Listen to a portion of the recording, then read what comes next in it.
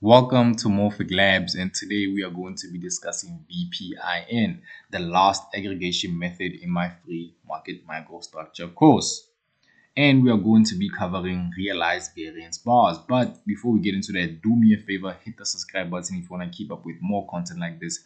And if you're interested in increasing your market intelligence, I have a free market microstructure and trading systems course plus a free market aggregation, advanced market aggregation course. The links in the description. Just gotta sign up to be a free member, and you will have both of them to yourself. Now, let's get into it.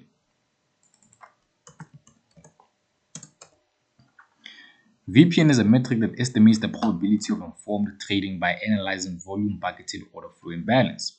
For volume bucket I with V total volume defined as VPIN equals the sum of the absolute value of V sub I raised to S minus V sub I raised to B over N times V, where V sub I raised to S and V sub I raised to B are sell and buy volumes in bucket I. When do you use this aggregation? Flash crash prediction, market toxicity monitoring, market making spread adjustment, regulatory surveillance. The advantages of this aggregation: predictive of market stress, volume synchronized for consistency, real-time computable, academically validated. The disadvantages of this aggregation: requires classified trade direction, bucket size affects results, can generate false signals, complex interpretation. Now let's get into the code. I'm going to be using my 1 minute Apple stock data, and I already ran this with a bucket size of about 0.1 and a window size of 10. And here it is.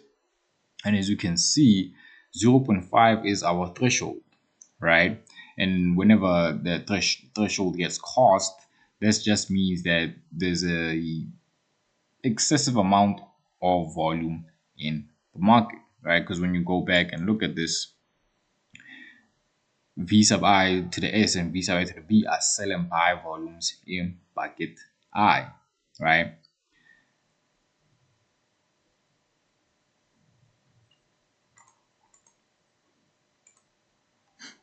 And essentially, as you can see, our VPIN fluctuates from going from high VPIN to low, high, low, high, low, high, low, which means that the volume distribution is changing itself. But for most periods, it's usually at 1 or at 0, right? But this is very, very small sample space, which is just 1 to 100.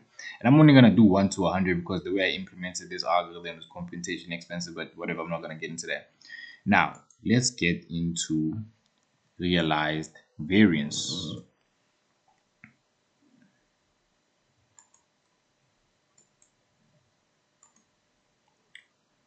Now, what is realized variance?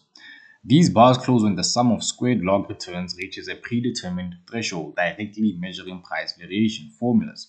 Cumulative realized variance is defined as RV equals the sum of R sub I squared, where I indexes from 1 up until N, equals the sum of the natural log of P sub I over P sub I minus 1 squared, where I indexes from 1 up until N. The bar close condition is RV is greater than or equal to some RV sub target.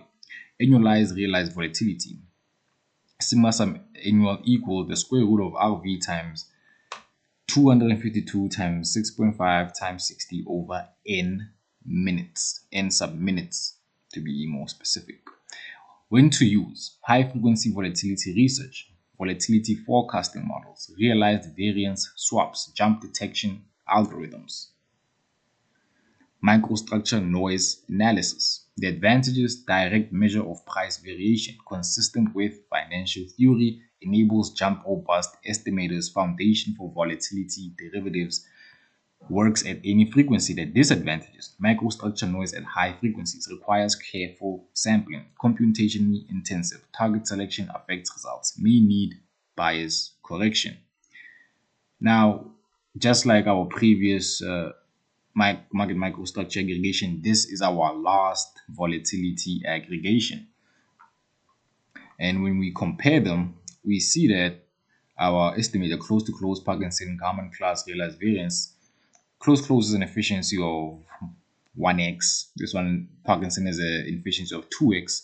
Garmin class an efficiency of 8x, and realized variance, it changes based on the variables, of course. Data required, close only, high low for Parkinson, open high low close for Garmin class, and tick data for realized variance. It's best for simple applications that's close to close. Parkinson is best for historical analysis, and Garmin class is mostly best for precision application because of how high dimensional it is. Right, it's 4 dimensions: open, high, low, close. And realized variance is best for high frequency. Now let's get into the code. I'm going to be using a very small target, only 800 samples.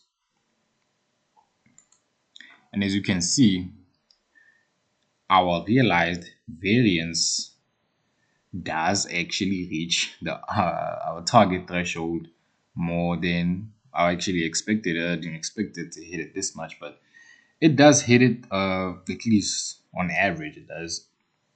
But the most important geometric feature for me is when the RV just spikes, right? Because when you look at the spike of the RV and you look at the price dropped over here. But as soon as the RV dropped, look at the price, push back up, right? And if you look at where it spiked again, somewhere around here, because the market was pretty indecisive coming down from this high, right? At least it was a high at that point.